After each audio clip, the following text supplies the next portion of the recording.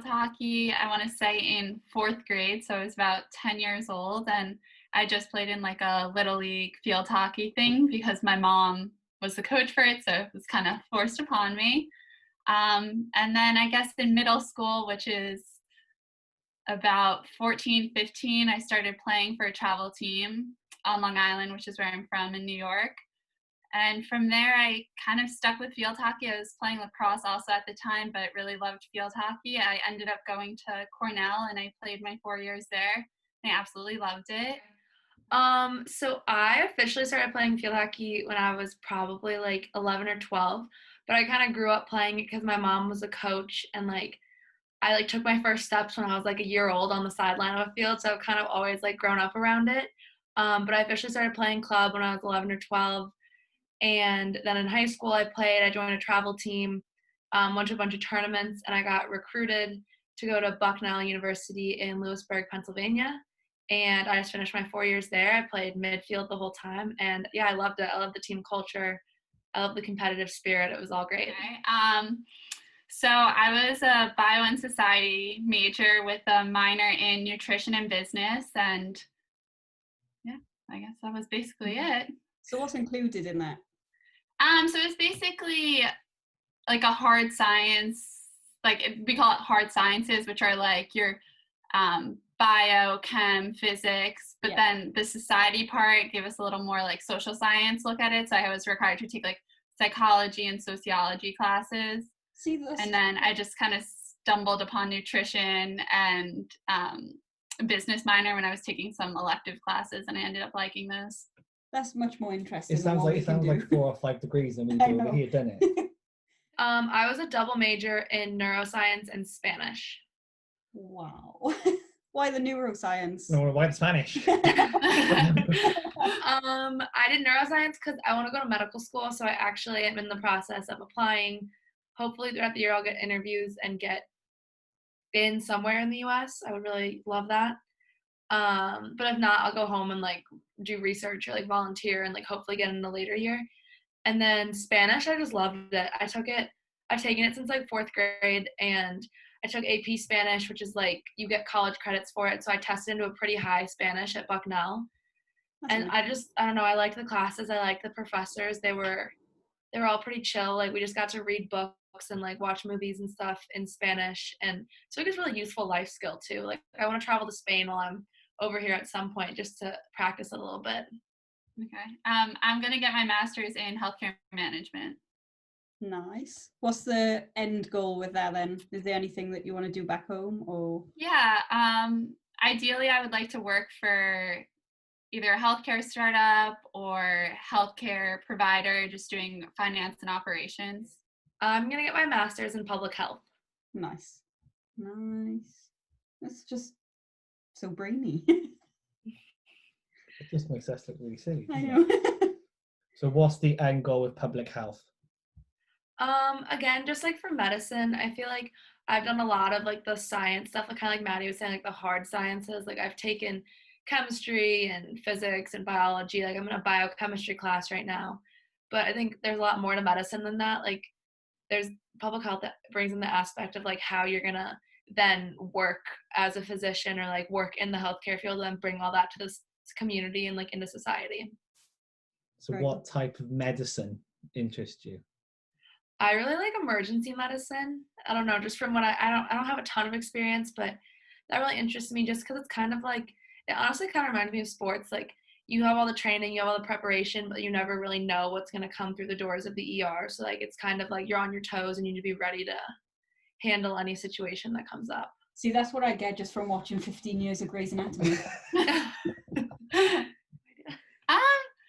I guess this one is mainly, I wanted to come here so I can kind of extend my field hockey career. Back in the US, you only have 4 years of eligibility in college. So even if I want to go get my master's, I wouldn't be able to play back at home.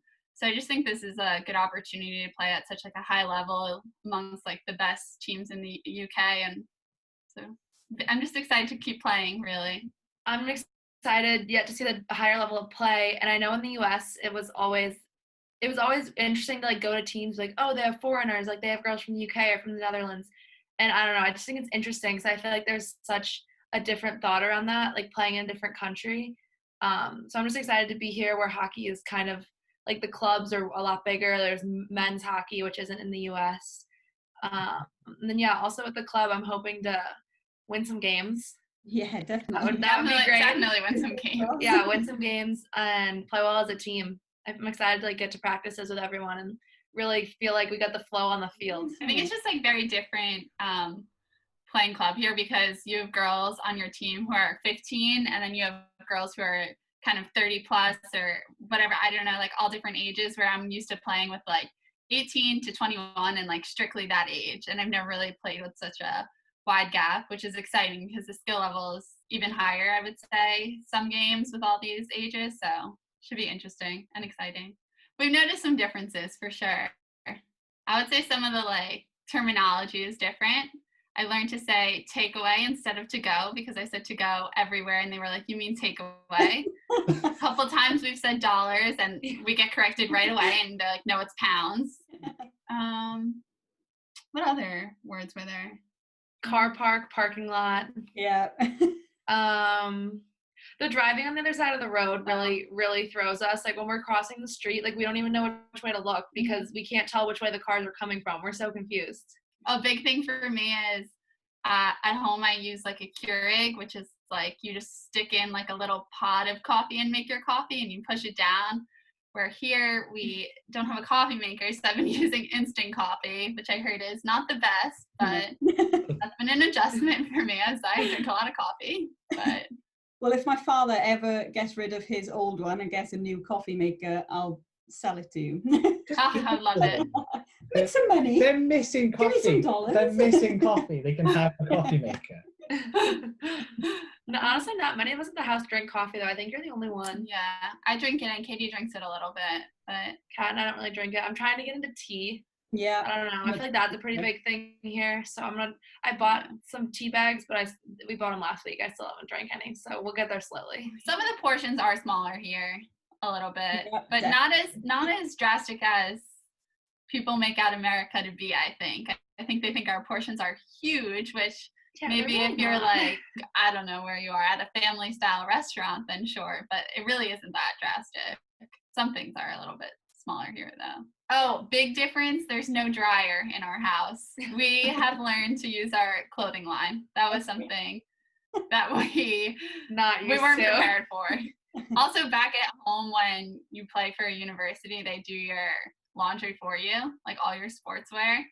So on top of that adjustment, there's no dryer. So we're figuring that out. So because you have to plan what day you're doing it because of the. So we can't just do laundry on any day because we don't have enough drying racks in our house to do all of our laundry. So we have to use our clothesline. So we have to make sure it's a sunny day when we do our laundry. Yeah. Vertawi. Yeah, Vertawi. Isn't that Swansea? Yeah. Oh, Yes. God. That's the only one we know, I think. Gloss. Yeah. Do you know what? Do you want to have a guess at what it is? Gloss. I have no idea. I feel like obviously glass seems like you always have an answer. Yeah, it's definitely not glass. Can you give us like a hint? That T-shirt on the wall. Close? A jersey. Yeah, so it's a jersey, but what? Tell me about the jersey. It's blue. What do you think glass is? Yes. Is that blue? Blue. Black That and means colour blue gloss. in Welsh. Oh shoot. Quitch. Close. You could try. I don't know how else to pronounce that. Quatch. Yes. Did you get it? It's cook. Kutch. Kutch. Okay, so now do you know what it means? So there's a building by us. Was it like a hair salon or something, or I don't know. Is it like they say it a lot? I know, like but- hello, like a greetings. Oh, hug. So you'll hear That's everyone say, cute. So one of the little shops right down the street from us is the Kutch or The whatever. Kutch? Yeah. that might mean that it's quite like small and cozy, but you Okay. Yeah. say, give me I like that one. it's cute. Yeah. Yeah, that's a cute word. Pilipala. Pilly palette. So don't know if I can give you a hint on this one. Pilipala. It's like wibbly wobbly. Pilipala. Pilipala. I can't remember. I feel like I just think of like the closest English word, like reminds me of like a pillow, but it's definitely not that. I mean, I thought pasta. I don't know. It's like food. Okay, so it's a type of animal. A mammal? Animal. Animal. Like a dog? Like a common animal? Flies around in the sky, but it's not a bird. Flies in the sky. Flies in the sky, but it's not a bird. This is like a riddle. A bat. Do you want to give it up? No. A bumblebee? Okay. A butterfly? What is associated with it? If I say caterpillar, Butterfly. Pilipala is the Welsh word for butterfly. Pilipala. Oh. That's a cute one.